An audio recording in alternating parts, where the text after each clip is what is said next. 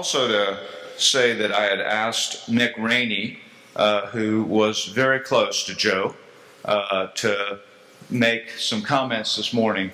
This is a seating area that I think you may talk about, right? Please welcome Nick.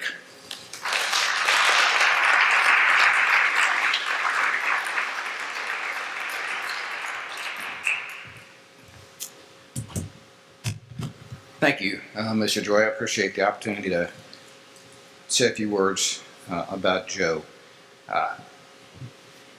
No surprise, I think we'd all agree, he was a good man. He was a great man and a capable leader. But he was incredibly humble. Many of you may know that.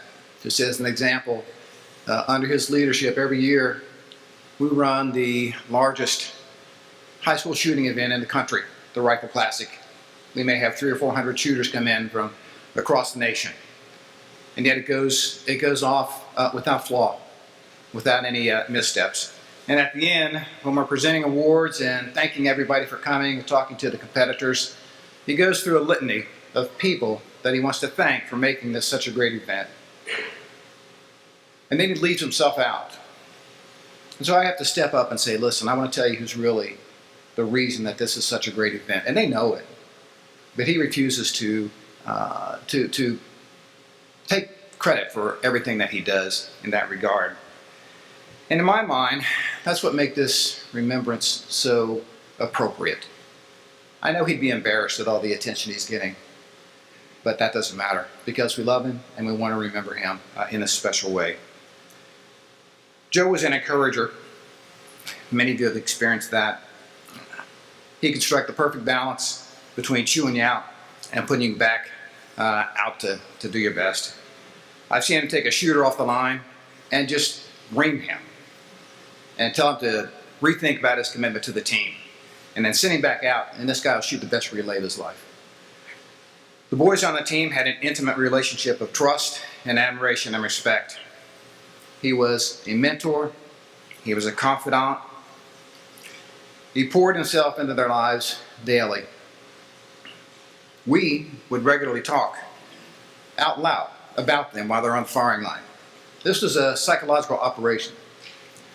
We'd say, that was a Naval Academy man.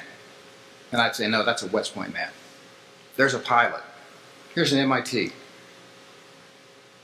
And the purpose there, in Joe's mind, was to help these guys to understand how capable that they are, to give them some idea of what they could accomplish if they really put their mind to it, and to build them up.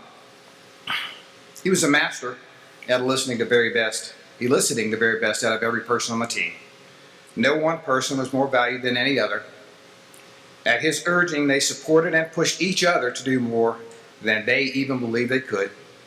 At his core, he believed in the potential of every one of them, and he was the driving force that forged them into a single entity, confident and proud to call themselves the champions that they are.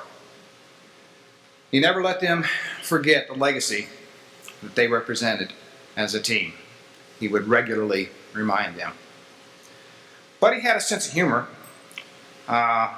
Even when we were watching the movies or the segments of the Band of Brothers, he'd tell the boys, if you look real closely, I think you'll recognize the young Colonel Raney carrying an M1 Garand. They might have thought I was that old, I'm not sure. The fact of the matter was, though, that he and I had immense respect for the service and sacrifice each had made. And that created a bond of brotherhood between us that needed no words. As an outgrowth of that implied intimacy, our conversations were natural and comforting because we spoke the same language, the language of men who knew what the words loyalty and sacrifice mean. Joe was a Marine through and truly embraced the motto of the Corps. Semper Fidelis, always faithful. It's an eternal and collective commitment to the success of all the conflicts that we encounter, and steadfast loyalty to the fellow Marines that we fight alongside. Joe embodied that notion of loyalty. He based his honor and his commitment on that tenet. To the end, Joe was the paragon of a loyal friend. He was a true patriot. His actions demonstrated that he was, without hesitation, prepared to give his very life for the nation he loved and for the people he loved. Was he impulsive? Sometimes. I have a tendency to call that spontaneity. He might have appeared to be gruff at times, but his intention was, his heart was right. And he loved those boys on the team when he was gruff with them. Besides that, I think you all know he cared deeply for each member of this faculty and staff. He never harbored ill feelings for long. He could seem irritated, but never held a grudge. He could appear confrontational, but in reality, that was likely only in the spirit of debate. Many of our conversations centered around this diverse group of people and the qualities and characteristics that you brought to this and the gifts and qualities that you use to enrich the community here at MBA. And you love the idea of MBA. To use a military term, this is a target-rich opportunity to develop men of character, of integrity, of moral standing. He's a strategic thinker. You might expect that we would have strategic conversations between two military men. And we often did. We talked about the future of the team. We talked about how to capitalize on their individual capabilities and how we could get them to understand their true potential. He'd often call himself an old curmudgeon because he was very traditional, very conservative in his values. And he worried too much about things that were out of his control sometimes. He was a change agent in people's lives.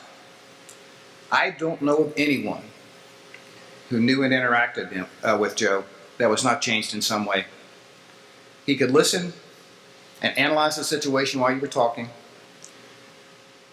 Listen to what your circumstances were, some problem you were having, and map out a series of steps to achieve your goal, and then sit there and help you plan out those steps. He was a catalyst for creating a winning attitude. He used to say, practice doesn't make perfect. Perfect practice makes perfect.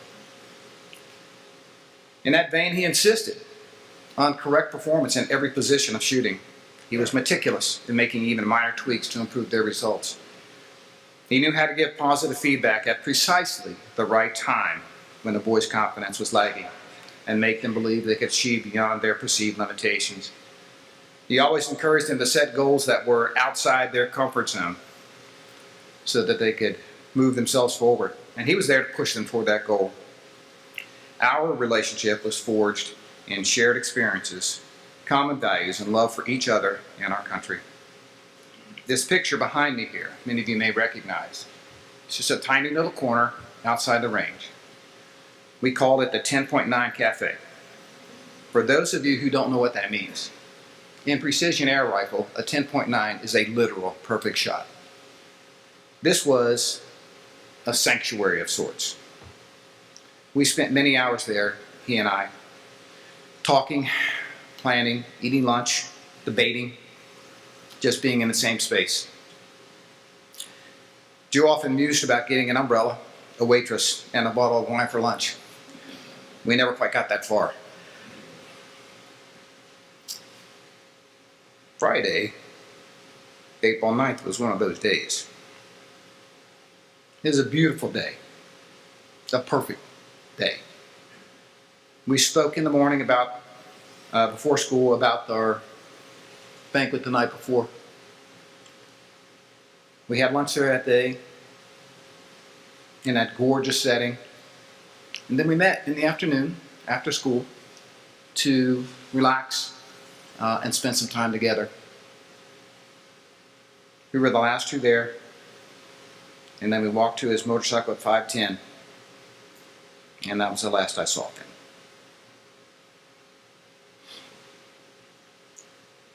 There's a poem by Doug Craven. I'm just going to read part of it. I think it may capture the thoughts that many of us might be having. Remembering you is easy. I do it every day, but missing you is heartache that hasn't gone away. I hold you still within my heart, and there you will remain, as life goes on without you, but will never be the same. I think this whole thing is a cathartic process, but not without obstacles and reversals and challenges. He'd probably be irritated with this, but I'm going to borrow a line from my own alma mater in honor of him and say, "And when our work is done, our course on earth is run. May it be said, well done. Be thou at peace." His life was indeed a life well lived, and a life well done. Nearly everybody had a story about Joe. For example, even though the junior school baseball team won last night, I'm not sure Roddy is actually still a real coach. That's the Roddy story. Mark credits him with the success of the shotgun team, as well as many other personal growth opportunities.